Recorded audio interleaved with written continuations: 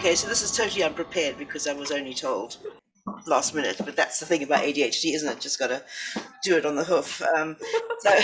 So actually, the thing about it is that I'm actually the poster girl for this project. You need to understand that. I'm a grandma now, but I have ADHD, I have hyperlipidemia, I have obesity, I have heart problems, myocardial infarction in 2001, so the whole diabetes, all of that. So I have a whole lot. And I truly think it's all related to my ADHD, because ADHD affects the way you I don't know, your inability to inhibit your food intake, the need for stimulation all the time. And for me, when you've got ADHD, you've got a piece of work to do, that procrastination and the lack of motivation. So when you've got a big piece of work to do, what is the first thing you go to? I better go and have something to eat. Yeah, because that's really stimulating. And I have a really, big issue around food, because somebody once actually said to me many, many years ago, have you ever heard of Tom Hartman? Go and look him up. Tom Hartman, it's spelled Hartman. He wrote a book called about ADHD hunters, farmers in a hunter's world, hunters and farmers world.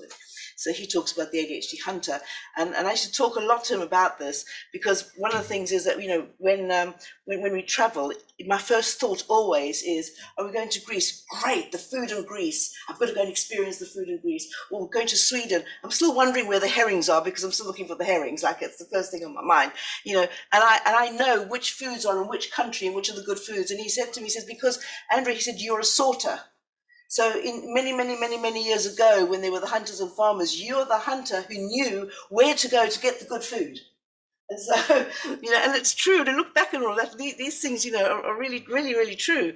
But yeah, so I was taking medication I was diagnosed, I must have been in my 30s, when my children were diagnosed. I think that's very common. When your children get diagnosed, you suddenly look at yourself and think, oh my goodness, that's why. Because I know, going back into my childhood, I was a strange child. I didn't mix with other children. I didn't have the same kind of friendships. I didn't relate. I had all sorts of ideas. I was very much a loner. The only people I related to were adults. Much better conversation, much more interesting. And then, had my children, and it just all fell into place. And I can remember the struggles in school. I can remember my head teacher saying to me, Andrea, he said, you've got one of the top 5 IQs in the school, because they tested us all when I got to secondary. And he said, why are you bottom of the class? And and the only way I could process it was said to him, because when I get into the classroom, I drift off, my mind goes out the window. And when I come back in, the lesson is practically over, and I haven't been able to retain any information. And I would go into class every day, every morning. I'd come to school with the full intention, I'm going to sit, I'm going to focus, I'm going to listen, I'm going to do the work. Within 5 minutes, that's gone. And so I just failed miserably in school. It was really, really hard. But knowing you've got a good brain and not being able to achieve academically is very frustrating. And then, of course, you get depressed. But then I had my children, they got diagnosed, boom, that was the light bulb. So, fantastic psychiatrist diagnosed me. And then, of course, the other thing is, I had already started ADDIS, because I set this up over 25 years ago. Another trait of people with ADHD is when they're interested in something, when they feel an injustice, they will go after it. They will put all their efforts into it. And I think Kevin Roberts, a colleague of ours, he's written a book called Schindler's Gift, and how one man with ADHD changed the world. And he talks, it's an incredible book, you should read it. He talks about how when people with ADHD have a sense of purpose, they go, they give it their all and they achieve. They will go and do it. And I notice this with kids. When there's a sense of purpose, they go all out. And when I talk to parents about their children, because I give lots of talks to parents about raising children with ADHD, and I say to them, if your child is interested in something outside of school, invest in it. And it's something, if any of you have ever heard me do my talk about my kids, my oldest son, when he was 9, I really thought he would end up in the criminal justice system. But he discovered kayaking. At the age of 11, discovered kayaking, and he went kayaking every single weekend. From that day, he's 39 now, and he's still kayaking. And that, to me, was the one thing that saved him, It created a whole new group of friends. His friends at school who saw the failing child, were not really his good friends. The friends in the kayaking world saw the successful kayaker who became a world-class kayaker, kayaking down the Nile, down the Zambezi, Norway, we're at Siberia, and so when a child has that interest, you've got to go for it. So with me, it was Addis. I felt the strong sense of injustice about these kids who were being excluded from school, and I felt I had to do something. I had to change the world.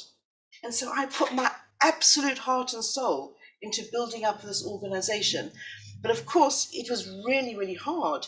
I was fighting negative media reports. I was attacked by all sorts of people. I was accused of being the person who brought ADHD to the UK, and just crazy things like that. But then I was diagnosed and I was put on medication. And during that period that I was on medication, my organization grew. It really grew because it was amazing. That light bulb goes on, your memory improves, you're much more focused and organized. And I just created this organization. But then I had a heart attack and I had to stop the medication. And it was just, and I don't want to say it was caused by the medication, but it was a day that I was out doing an exhibition and I was lifting heavy boxes, lifting really, really heavy stuff from here to there, books and, to the store. And I think the stress from that, probably together with the medication, caused the problem. And I've mentioned to people here before that being the poster girl for ADHD, for the project, we have, with people with ADHD, have great difficulty managing and regulating emotion. And when we have an emotional situation, it causes stress. And I think Sandra Coy was talking about something about spasms, and I was getting that it was causing me spasms in my chest and in my heart, in my arteries, and I developed angina. And I think lifting all these heavy boxes put stress in my heart. Taking the medication, I came home and I just got this pain up my arm, and it was just awful. I was in hospital for 5 days. But now, many years later, I've got a wonderful psychiatrist, and he is the most amazing man. He's really helped me. So now I take a beta blocker. I take bisoprolol with the medication, and I'm very careful about it. I take it just what I need, and it's been really, really, really helpful. But I have to take statins and a whole host of things to deal with all the other aspects of the overweight thing, and that's another. Because when you've got ADHD, hard to stick to a diet, hard to maintain an exercise routine, and all this kind of stuff. And of course, and then just getting back to Vilio, can't tell you how much I've loved having him work for me. And as he says, the website, we both got ADHD, so we sit down together, right, today we're going to work on the website, and we clear all the decks, and we sit together in the room, and we sit down to start working on the website, but then nothing happens. Because then it's another idea, and then we're talking about something else, and then we start talking about really exciting things, and nothing ever gets happened because we bounce. Vilio and I bounce so many ideas off each other that we just never get around to doing what we're meant to do. But we've got to change that. Yeah. So we've outsourced it now because we want to put on the new website. We want to put all the stuff about the projects, and we want to put some videos out. So so we're a bit more motivated now to do it. I've got to get it done because I want to get all the stuff on there. But yeah, so just love being part of the project, because I just find this project and some of the other projects I've been involved in, and it really relates to the real world of ADHD.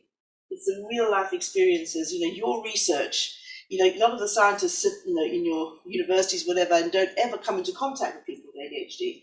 But it's so important, and we appreciate it because we see that you're talking about the stuff that we're experiencing that nobody else has ever talked about. And now we can take the research, and I can go to my cardiologist and say, look, because when he does all the ECGs, that I've had all these nuclear tests and they can't find anything. But now we can talk about it. It's that's all I want to say. I can go on. I've got ADHD. I could talk for another 3 hours. But thank you very much. Okay.